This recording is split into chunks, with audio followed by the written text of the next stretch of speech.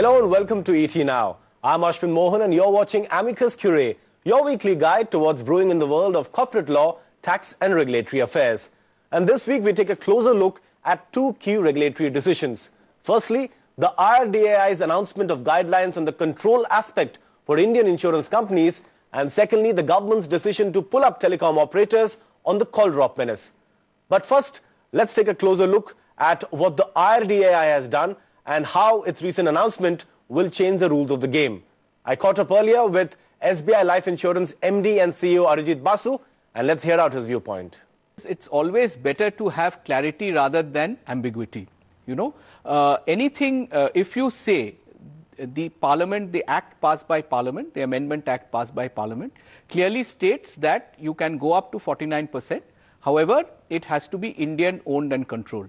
Now, if you say Indian owned and controlled and then leave that entire thing ambiguous, what happens is neither the regulator nor the insurance companies know where they stand. And, there is a lack of clarity on that. So, which can give rise in future to further questioning on what the motives are and things like that. Whereas upfront, if you clarify that this is what Indian ownership and control means, then it's much better because everyone understands where they stand. Our joint venture partner is BNP Paribas Cardiff. I think with the kind of relationship that we have with them, we should be able to comply with these guidelines within 3 months. There could be cases where other companies may be differently placed. But as far as actually going through the clauses which they have outlined, it's fairly clear how it is to be done.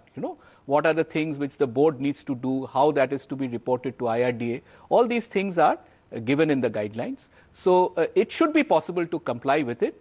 In case there is some difference of opinion that partners may have in certain companies, it could extend a little longer, and in which case probably they would have to approach the IRDA for extension or something like that. But as far as we are concerned, we are quite hopeful that we'll be able to comply with these guidelines. In fact, we have to comply with them. The board has the responsibility of ensuring that the directors or the key management personnel, apart from the CEO, are Indians or would be looking after Indian interests. So what happens is all the board members therefore have to take a more active interest. So this is something which does assist corporate governance, and I'm sure that all the companies will look forward to the board being, all the independent directors and the directors from the shareholders being more actively involved in formulating these policies and helping the company to move forward. That was the corporate viewpoint coming in, but we've also got two leading voices from the advisory world to get a better sense and try to scrutinize what the IRDAI has done. I'm joined this week by Khusru Pantaki, partner at Walker Chandiok & Co., and Vivek Gupta, partner at BMR Advisors. Gentlemen, thank you so much for taking out time and joining me on the show. Vivek, let's kickstart the discussion with you. Why do you think it was essential for the insurance regulator to clarify the concept of management control? So Ashwin, if we see the way the guidelines have come about on insurance, one would clearly see that socially we've always tried to say that Indian control should be maintained. This has been a very sensitive sector. Going up from 26% cap to 49% cap itself was a big step, and therefore the government and the IRDA had been trying to explore ways to keep the control truly Indian. If you see the old guidelines, there was a declaration that was required to be filed by the insurance company that it is actually Indian owned and controlled. So now we have an objective exposition of what constitutes Indian control in addition to what constitutes Indian ownership. And if we see the way these guidelines have come about, we had similar concepts already existing in other sectors. For example, media, as far back as early 2000s, I think 2002 or something, came out with detailed guidelines on what constitutes Indian control. In 2009, you had Press Note 234 coming in, wherein the concept of Indian ownership and control in the context of holding companies came about. So I think the IRDA has borrowed some of those concepts. In fact, it is good that they've borrowed some of those concepts, because that retains consistency and objectivity across regulations. And that is how this whole objective definition of Indian ownership and control has been brought through these new guidelines. Khusru, you heard out Vivek. What are your viewpoints as far as the need for clarity is concerned? Surely. If you look at the past, you may recall that foreign investors were allowed to hold up to 26%. However, at that point of time, even the management control could be in the hands of the foreign insurers, because the experience with the Indian insurers was not significant for them to control the company or to call the shots. Now, that had been happening in the past. So although the Indian shareholders were holding 74% and the foreign shareholders holding 26%, still the management control could be there, which eventually over a period of time, I have seen the companies transitioning the control from the foreign promoter to the Indian promoter. So now there is absolutely no need, actually, if you look at it from a perspective of the fact that control should be only in the hands of the foreign promoters or foreign shareholders. It's now come to the Indian shareholders through this particular announcement that the IRDAI has made. And I think it makes a lot of sense, because the market has become pretty mature. The market has become very clear in terms of who calls the shots. And I think it's the right move by the regulator to ensure that the control remains with the Indian promoters or the Indian shareholders. Khusru, also tell us what are some of the mandatory factors that Indian insurance companies will now have to keep in mind to ensure control? And also, do you foresee any compliance difficulties? So I don't foresee any kind of a compliance related matter currently, because of the fact that it's very, very clear. However, the Indian companies will have to Indian insurance companies will have to take a few steps to ensure that the control remains with the Indian promoter, or is now with the Indian promoter. The first thing is the fact that let's talk about three different scenarios. The first scenario is that a company which is currently having 74% Indian promoter shareholding and 26% foreign promoter shareholding. That company now will have to, within 3 months, ensure that the control has to be there with the Indian promoters, in case if the control still remains with the foreign promoter. The second could be a new insurance company coming into existence. Now that could be the fact that now 49% can be with the foreign promoter and 51% can be with the Indian promoter. But from day one, it's very, very clear that the control has to be with the foreign promoter. And the third one also would be any other insurance company that is currently in existence, where they may not even want to increase the foreign shareholding from 26% to 49%. Despite the fact that it will be still remaining at 26%, the control will have to be now with the Indian promoters. So I do not foresee this in terms of a major constraint in terms of compliance. It's a matter of time. The Indian shareholder and the foreign shareholder will now have to review and revise their agreements to make sure that these practices are now being followed. And I think even when it comes to a concern by the foreign promoter as to why these things are happening, it's very, very clear that these are happening on account of the new regulatory change and not on account of any other reason. Vivek, Khusru doesn't foresee any compliance difficulties. Do you concur? See, so I will come to the objective factors in just a minute.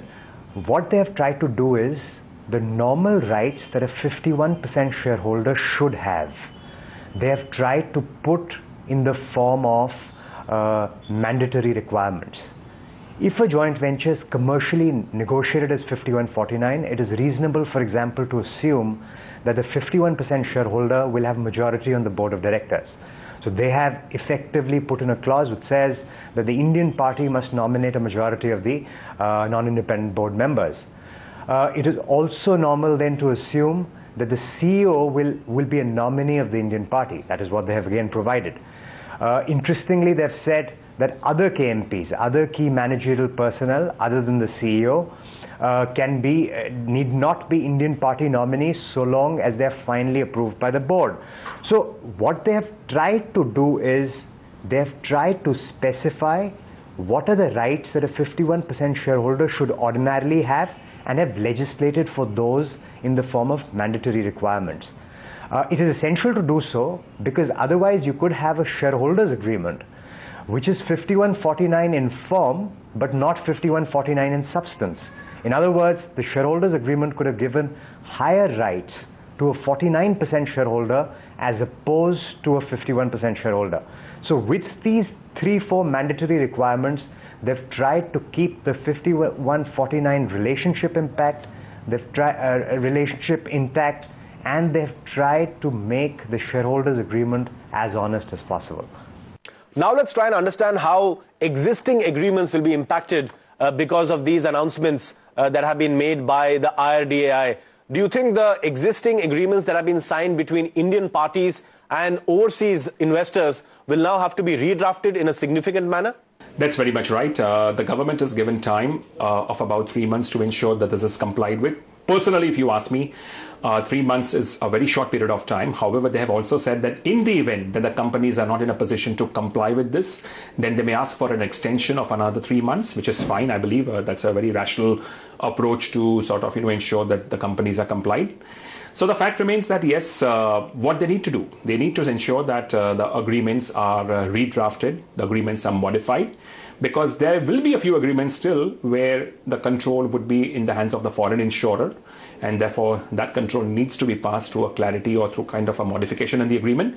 But also I feel very clearly that we have liberalization in insurance and privatization in insurance over the last 16 to 17 years now, because this process started around 1999.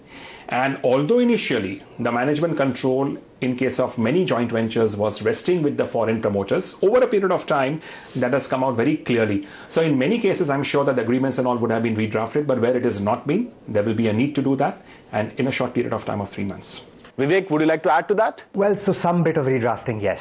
So these rights will now have to find their way into the JV contracts over a period of time, over the next 3 to 6 months. These must be incorporated in the JV agreements. I frankly, practically do not see much difficulty in being able to incorporate these.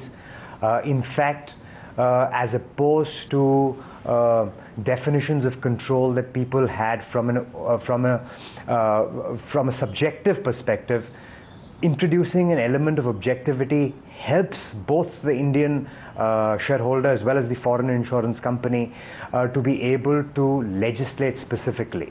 So yes, some redrafting involved, but I do not foresee that much difficulty or that much trouble in being able to incorporate these provisions in the shareholder agreements. Now let's examine another interesting aspect that finds its place in the new regs. Now the new regs say that both direct and indirect holding by foreign parties in an Indian insurance company shall not exceed 49%. How do you think that will change the dynamics on the ground, Vivek? No, so I don't think this changes much. I think that there is an old clarification case which said that in the context of HDFC and ICICI being or entities like those being JV partners, their FII holding will not be counted. I would imagine that that clarification would continue. So practically on the ground, I don't think it changes much. Of course, from a strategic angle, you can't now float a holding company where the strategic also has some stake, and that stake will of course be counted proportionally. But that would have been the case even before this definitional clarity came about. So I don't think this aspect really changes much. I expect the old HDFC, ICICI kind of clarification to continue, and therefore the position should then stay pretty much as is. Khusru, do you expect any substantial changes on the ground because of this provision now being explicitly clarified by the IRDAI? If you recollect a few years ago, the regulators had expressed a concern in the case of a few insurance companies that the 26% shareholding by the foreign shareholder, the foreign promoter, could have been exceeded on account of the fact that there could be other institutions, etc., holding a certain percentage in the foreign shareholders' equity, which means that on an overall basis, directly and indirectly, the shareholding of the foreign promoter in the Indian insurance company could have exceeded 26%. That used to be the case earlier. The regulator was very clearly and very, very minutely examining every company, and I believe that compliance has been significantly ensured on that front. So now when the stake increases from 26% to 49%, it's a significant increase by 23% for the foreign promoter to sort of ensure that he has almost 49% shareholding or up to 49% shareholding. And that also would lead to the fact that this particular shareholding would give them good amount of powers and a good amount of faith and holding in the company to that extent. My last question, gentlemen, and Khusru, you go first. What's really left here as part of the regulations as far as rights for foreign parties are concerned? So actually, if you look at the rights, and let's talk about, a new insurance company coming in existence. I'm just taking two examples. A company which is newly coming in existence. So when we have a new company coming in existence, definitely the end promoter may not have enough expertise or adequate expertise. So although he would be having the control, maybe through agreements, etc., the foreign promoter may be able to provide some actuarial expertise or technology support and other operational support. Now, the other right that the foreign promoter also would have would be in terms of appointment of some of the people who are not the real key managerial people in line with the agreements, in line with the real regulations. So they still have right to appoint some people. They still have the right on the board by nominating a few seats. They still have a right to sort of advise and guide the company in terms of operation, actuarial expertise and other things. So yes, there are quite a few rights. I think the idea over here is that it's becoming almost a level playing field now where the foreign promoter has 49%, the Indian promoter has 51%. Government is also giving that opportunity to the foreign insurers that yes, when you start making profits, you have 49%, which is very, very close to 51%. You equally have the rights in the profits. However, they want to make sure that in order to sort of have a defined control and a defined assumption of responsibility, the control and management control should be still in the hands of the Indian promoter. So yes, there are quite a few areas where the foreign promoter would still be able to call the shots, but overall the management control will be with the Indian company. Vivek, would you like to add to that? No, so barring what is specified, everything else is left for parties to contractually decide. So for example, interestingly, they've said that appointment of all key managerial personnel other than the CEO need not be made by the Indian party so long as it's approved by the board. So effectively, the way I read this is to say that the 51% Indian shareholder can nominate the CEO on the venture, the 49% foreign insurer can nominate the CFO on the venture, and the CFO then of course has to be board approved, but which is fine. All key managerial personnel in any case under the Companies Act have to be board approved. So I think there is, barring the specifics, there is significant contractual freedom in terms of what the foreign insurer can hold. Apart from this right that I mentioned, all the value protective rights, what in legal parlance are not called the control rights, but all the value protective rights in the form of affirmatives, etc., can also be held by the foreign insurer. So I think this is a fairly balanced regulation, allows the 51% shareholder to assert control, yet at the same time gives a framework where the 49% foreign insurer can get all the rights that he should ideally get as a 49% shareholder. All right, gentlemen, on that note, we have come to the end of this discussion. Thank you so much for taking out time and joining me on the show this week. It's time now for a short commercial break, but don't go anywhere, because coming up on the other side, we have two leading corporate voices speaking about the biggest issue in the telecom sector, the call drop menace. Sunil Bharti Mittal of Bharti Airtel and Himanshu Kapania of Idea Cellular. Catch them both on the other side and keep watching Amicus Curiae.